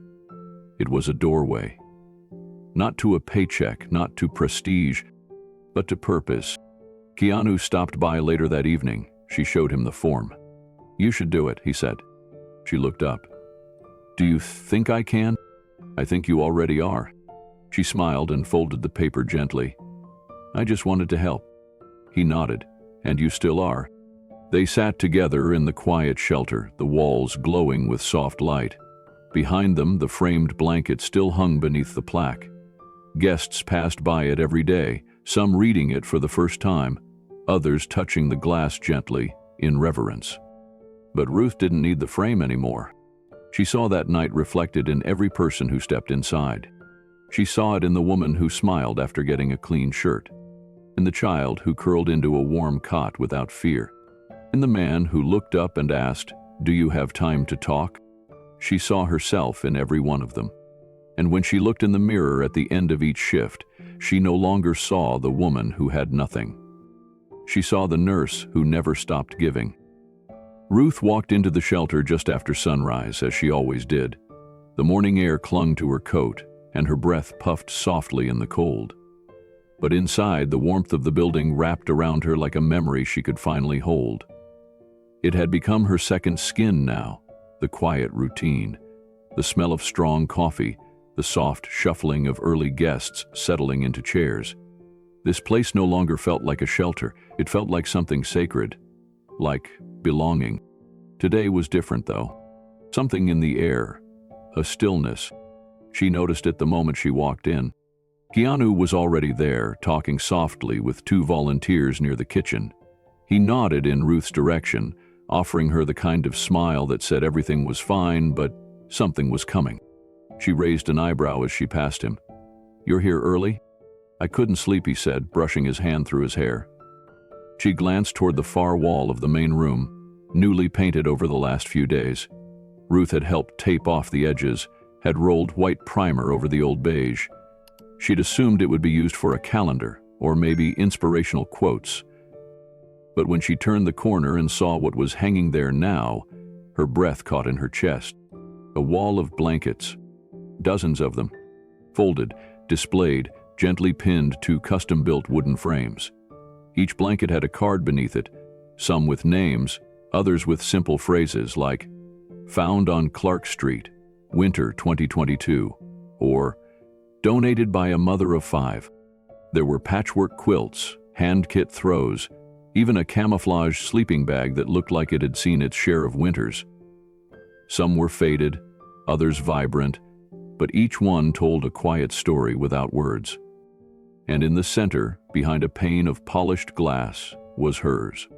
The original blanket? Gray and navy, still slightly frayed at the corners, though it had been washed and mended. It had been folded with care, nestled within the display like a heartbeat at the center of something larger. Beneath it, a simple bronze plaque. "Sometimes the warmest gift comes from the coldest night." Ruth stood motionless. The room faded around her.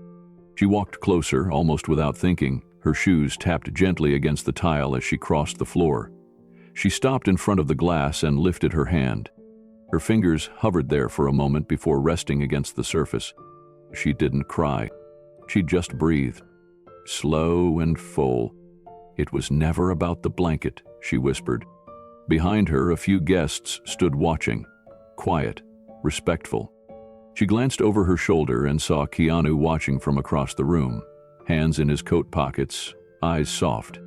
She turned back to the display.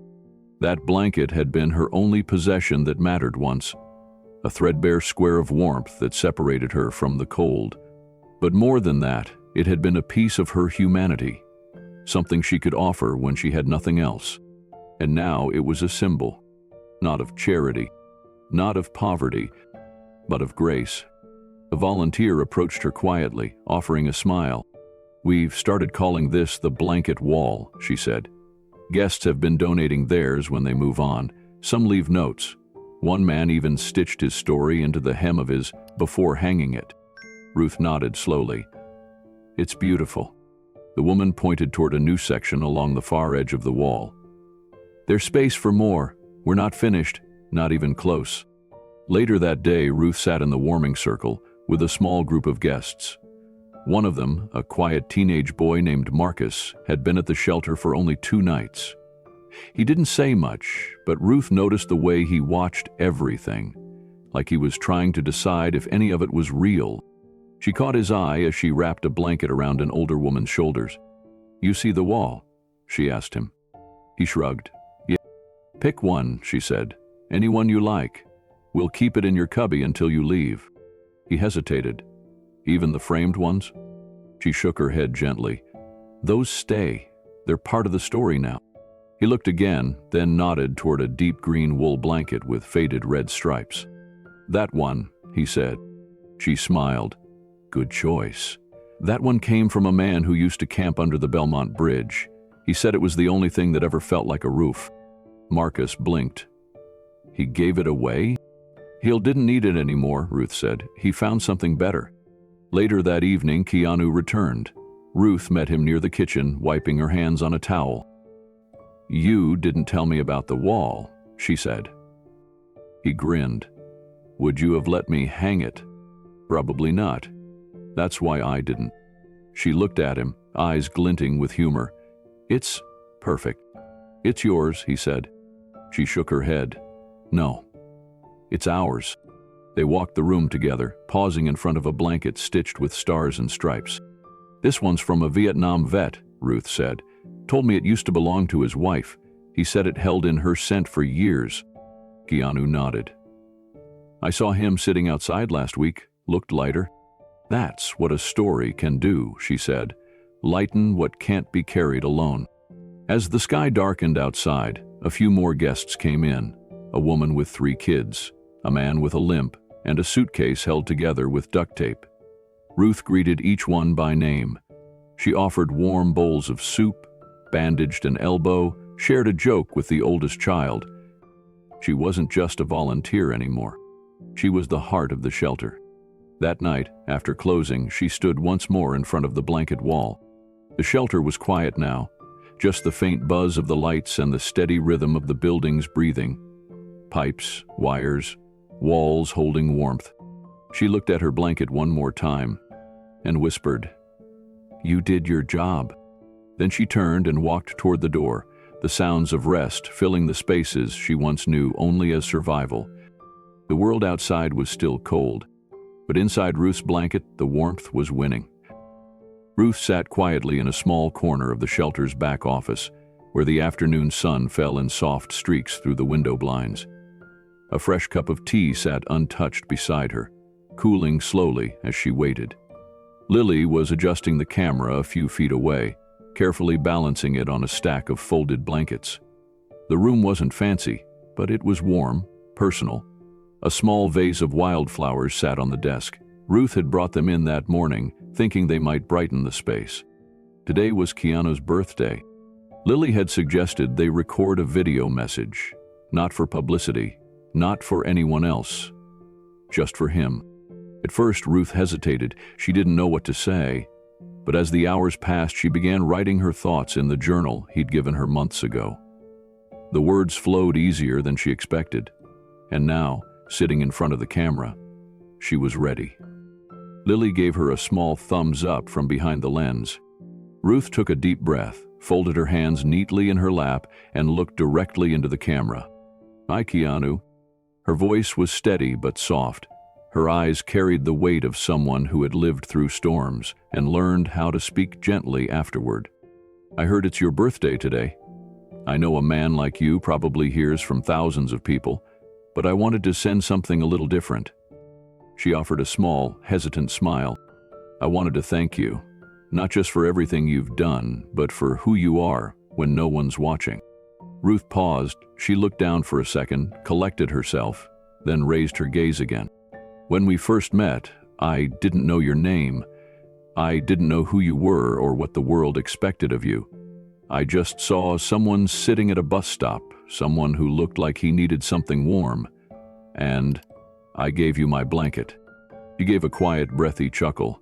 "Turns out, you were the one who had everything, and I was the one who thought I had nothing." Her fingers played gently with the edge of her sweater sleeve. "You never told me who you were.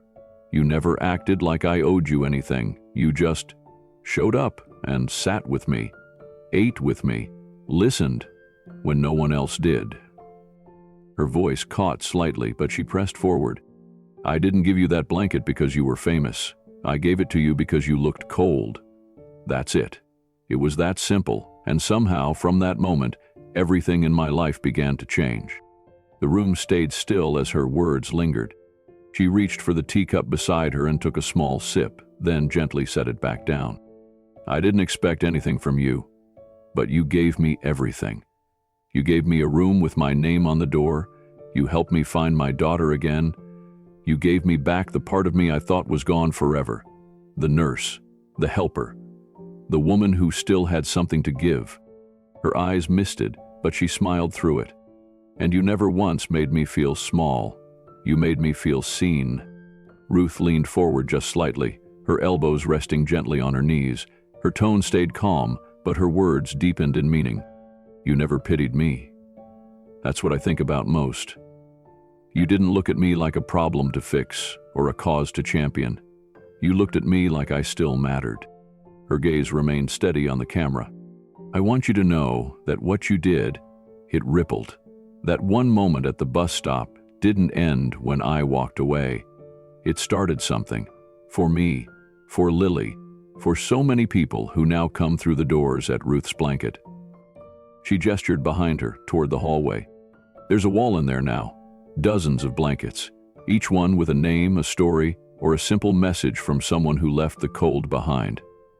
And right in the middle is mine, the same blanket I gave you that night. Her hand lifted to her chest, fingers pressing lightly over her heart. When I look at it, I don't see the person I was. I see the person I became after being seen. You gave me that chance. You didn't just return my blanket. You returned me to myself. Her voice softened as she smiled again. There's a little girl who comes in sometimes with her mom. She's got big curls and an even bigger laugh. She told me last week she wants to be a nurse because nurses fix things without hurting. Ruth paused, emotion rising in her chest. She reminds me of Lily when she was young, full of fire, full of heart. A moment passed. I think about the people I used to walk past when I still had a job, a home, a husband. I thought I understood. I didn't. Not really. It's different when it's you. When your name disappears from paychecks, from addresses, from ID cards. When you stop being a someone. Her eyes met the lens again, unwavering. But that night, you gave me my name back, not by saying it, but by seeing me. And now, every time someone walks into that shelter, I try to do the same. She smiled again, more freely this time. People think gifts have to be grand. But the best one I ever got was a quiet moment of dignity, a cup of coffee, a man who didn't leave when the silence got heavy. Ruth glanced at the camera, then slightly down, gathering her breath again. And on your birthday, I just want you to remember what kind of difference that makes. The world may know you for your films, your voice, your roles. Her voice deepened with sincerity. But I know you as the man who changed everything, with nothing more than a warm smile and a willingness to sit beside someone who had nothing to offer. She lifted her chin slightly. Thank you, Keanu, for your kindness, for your patience, and for never needing to be recognized to make a difference. She reached over, placing a folded piece of paper on the table, one that read, "Happy Birthday," in neat handwriting. Then she looked back at the camera with a quiet smile. And wherever you are today, I hope someone sees you the way you saw me. Later that week, Keanu sat in his trailer on the edge of a film set carved into the New Mexico desert. Outside, the wind kicked up swirls of sand while crew members shouted directions through radios. Inside, the air was still. He sat with headphones on, eyes fixed to the laptop in front of him, watching Ruth's message play from start to finish. He didn't move when it ended. He didn't speak. The words had landed in the quietest part of him, the place he rarely shared. The part that remembered long nights alone in hotel rooms, the years of grief buried beneath rolls and red carpets. The moments when his soul had felt like a hallway with the lights out. He thought of that night in Chicago. The cold, the bus stop, the silence, and then her. Wrapped in layers, eyes kind, voice steady, offering her only blanket with no hesitation. He hadn't needed warmth that night, not the kind that came from wool. He had needed her. A gentle knock came at the door. 5 minutes, Mr. Reeves, someone called softly. Keanu cleared his throat, closed the laptop slowly, and set it aside. He stood up, walked to the mirror, and stared at his reflection. He looked like a character someone else had written, a man in dusty clothes, tired eyes, playing pretend. But inside, something real had taken root. He reached into the breast pocket of his jacket, pulling out a letter he had folded and refolded too many times to count. Ruth's letter, the one she wrote before the video. He carried it with him everywhere. He held it against his heart and whispered, almost to himself, "Happy birthday to me." Then he stepped out into the sun, shoulders square, heart full. Not of lines to say, but of a life forever touched by a nurse who reminded him what it means to be seen. Chicago looked different in spring. Keanu stepped off the train just past noon. The sun was out, but not overbearing. A light breeze threaded through the streets, carrying with it the sound of traffic, distant voices, and the smell of roasted peanuts from a street cart on the corner. It had been nearly a year since he was last here. He had no film premiere, no charity event, no press to attend, just a quiet pull, a feeling that had risen with the changing seasons. It started as a whisper in the back of his mind and grew louder with each passing week. It told him to come back, not for closure, not for recognition, but to remember. He kept his head down as he walked, a cap pulled low, hands in his pockets. The city buzzed around him, oblivious to his presence, just the way he preferred it. His first stop was the bus stop.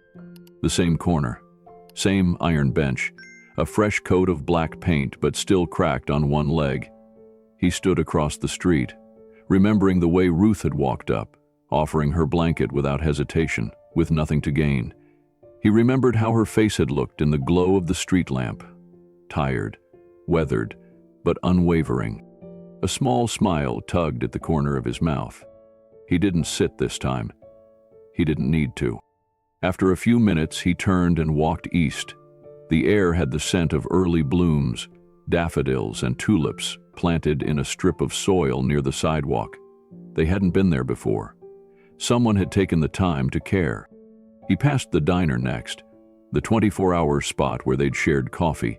The window booth still had the same worn red cushions. He paused just long enough to glance inside. A couple of students sat there now, one with a laptop, the other sipping from a chipped mug. They were laughing about something. The sound was muffled by the glass, but it carried a familiar warmth. Keanu kept walking.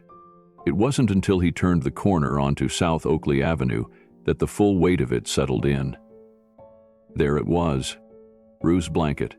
The sign above the door looked even better than he remembered, freshly painted, the lettering clean and bold. The brick had been power washed since his last visit. Window boxes now held cheerful marigolds and pansies. But what caught him most wasn't the building. It was Ruth. She was standing just outside the door, helping an elderly man down the steps, one hand steadying his arm while the other carried his bag. Her laugh rang out, clear and familiar, as she turned to say something to a young volunteer who trailed behind her. She looked alive. Not just well, not just healthy, but alive. Her shoulders weren't hunched anymore, her steps were confident, her face soft with joy. She wore a simple blue cardigan, a silver nurse pin glinting on the collar. Her hair was tucked into a neat bun, and a clipboard sat under one arm. Keanu didn't move closer. He just stood at the edge of the sidewalk across the street and watched. Another guest exited the shelter behind her, a woman in her 50s with two teenagers in tow. Ruth handed her a blanket, then knelt to speak to the younger child eye to eye. The child nodded, then hugged her suddenly. Ruth hugged back. Keanu's eyes misted. He had never told Ruth he was coming back. He didn't want a moment, he just wanted to see, to witness the world she had helped build. A light breeze picked up, swirling leaves around his shoes. He tugged his jacket tighter, but it wasn't enough. A woman standing beside a nearby food truck glanced over at him. She looked to be in her 60s, wearing a thick handmade scarf and carrying a bag of warm empanadas. She studied him for a second, then smiled. "You look cold," she said gently. Keanu chuckled, maybe just a little. She reached into her tote and pulled out a spare scarf, worn but clean. She handed it to him without hesitation. "Here," she said, "I knit too many of them. You're doing me a favor." He hesitated. "Are you sure?" She nodded. "Some people just give." His heart tightened. He wrapped the scarf around his neck slowly, his fingers brushing against the familiar yarn. It reminded him of Ruth's blanket, not just the feel of it, but the meaning. He looked across the street again. Ruth had turned now, walking back toward the door. Her pace slowed, as if she sensed something. She glanced across the street for a moment. Their eyes didn't meet. She didn't spot him. But she paused, adjusted the nurse pin on her cardigan, and then disappeared through the door. He didn't need more than that. The woman at the food truck handed him a warm empanada, no charge. He thanked her with a hand over his heart and kept walking. Block after block, Keanu wandered the streets of Chicago. He passed the old clinic where Ruth used to sleep, now boarded but scheduled for demolition. A notice had been pinned to the fence, plans for a community garden to take its place. He walked past the shelter's second location, still in progress. A banner fluttered over the entrance, "Coming soon, Ruth's Blanket North Side." In smaller text below, "Everyone deserves to be seen." As the sun dipped low, casting golden streaks across the concrete, Keanu made his way back toward the station, his scarf wrapped tighter now. Not because of the wind, but because of what it meant. He boarded the train quietly, choosing a window seat, and watched as the city pulled away. He didn't call Ruth. He didn't need to. She was where she belonged. Laughing, leading, giving. And for Keanu, that was enough. As the train rocked gently beneath him, he thought about how one night in the cold had led to all of this. A single act. A single blanket. And the woman who gave it without expecting anything in return. He smiled to himself, leaned back in his seat, and whispered under his breath, "Some people just give." The lights inside Ruth's blanket were dimming for the night. Outside, a thin veil of rain tapped gently against the windows. Inside, only a few soft lamps remained on, casting golden pools of light over the empty chairs, folded quilts, and quiet corners that had seen more healing than most hospitals. Keanu stood just inside the doorway, his coat damp from the weather. He took a slow breath as he stepped forward, his footsteps quiet on the tile floor. The warmth of the place hadn't changed, even after all this time. The scent of lavender from the laundry room still hung in the air. The soup pots were cleaned and stored, the blankets neatly stacked. But something in him felt different tonight. He walked the hall slowly, pausing beside the wall of blankets. They stretched out in soft waves, each one donated, each one telling a story. He stopped in front of the original, Ruth's blanket, still framed in the center, still folded with the same quiet dignity it held the night she offered it to him. He placed his hand gently on the glass. The plaque beneath it read, "Sometimes the warmest gift comes from the coldest night." Keanu stood there for a long moment, remembering it all. The bench, the way she insisted, the silence between them that said more than words, and everything that had followed. He turned toward the hallway just beside the kitchen. On that wall hung another frame, new since his last visit. A quote, written in looping script, etched on parchment beneath clear glass. "Be the warmth someone never expects." Keanu stepped closer. His reflection stared back faintly from the glass, overlaying the words. He reached into the inside pocket of his coat and pulled out a worn envelope. Ruth's letter. The same one she had given him so long ago. He opened the glass panel gently and slid the letter inside, just beneath the quote. A quiet gesture. A full circle. Then, with slow steps, he moved toward the center of the room and lowered himself onto a nearby bench. The space was empty now, but full of presence. He sat still, looking forward, as if speaking to someone no longer there, but also, somehow, to all of us. His voice was soft, unhurried. "She didn't know who I was. She didn't ask. She just saw someone cold and gave what little she had."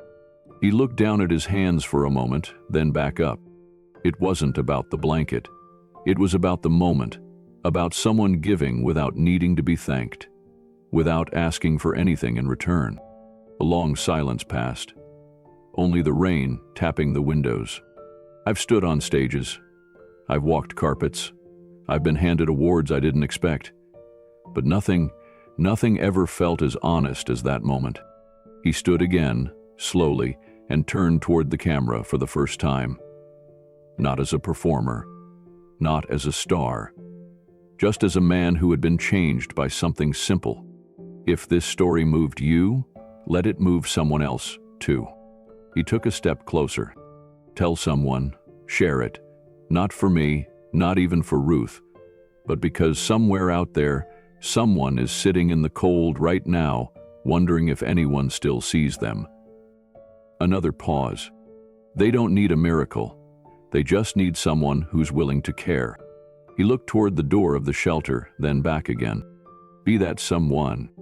He took one last glance at the blanket wall, then walked to the door. He pushed it open slowly, and the soft glow from a street lamp poured across his face. The rain had turned to mist now. The air smelled clean. As he stepped outside, he pulled the scarf around his neck a little tighter. The same scarf a stranger had once given him on his last walk through this city. He looked down the street and saw someone walking alone, hood up, arms wrapped around their chest. He didn't chase after them. He didn't try to change their story. But he stood there, quietly, offering a nod as they passed. A small exchange, no words, but enough. He turned and began walking down the sidewalk. The street behind him grew quieter with every step. He didn't need an audience. He didn't need anyone to know he was there. He had already received the greatest gift of all, being reminded what it means to be human. The screen slowly began to fade.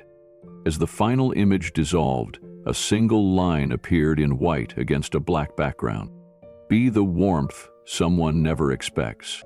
A moment later, another line appeared. If Ruth's story touched your heart, share it. Someone out there needs to know kindness still exists. And finally, as the music swelled softly, one word lingered before the screen faded to black completely. Thanks, Ruth.